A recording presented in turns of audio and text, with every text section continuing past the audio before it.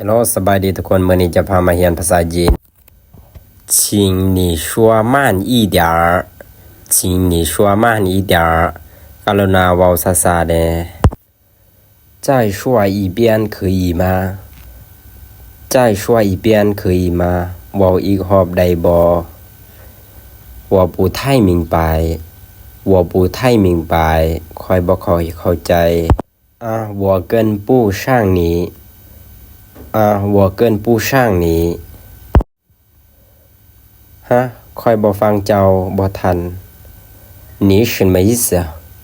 你什么意思เจ้าหมายความว่าแนวใด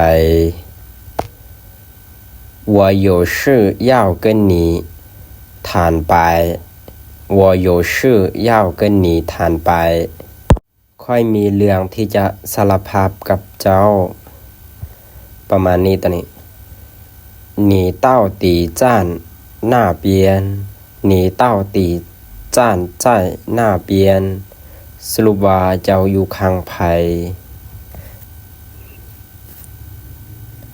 有件事我还没跟你说有件事我还没跟你说มีบางเรื่องค่อยยังบ่ได้บอกเจ้า一切顺利吗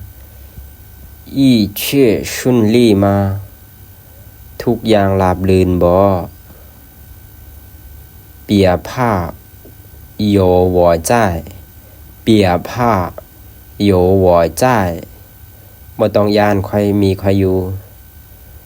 我尽力了我尽力了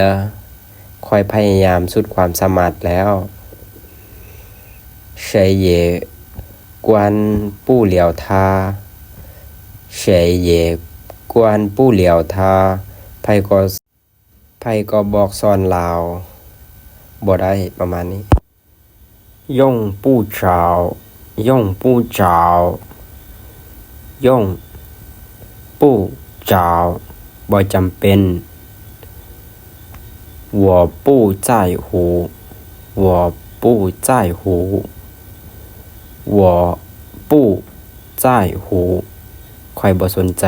บ่แคร์我不干了我不干了ค่อยบ่เฮ็ดแล้วเฮา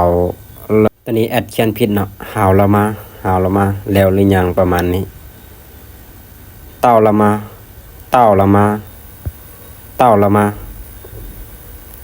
าฮอดละบ่我饿了我ค่อยหิว了ค่อยหิวแล้ว我累了我ค่อยเล่ยเมื่อยเลอแล้วค่อยเมื่อยแล้ว不要说了不要说了บ่ต้องเว้าแล้ว你不重要你不重要เจ้าบ่สำคัญแล้ว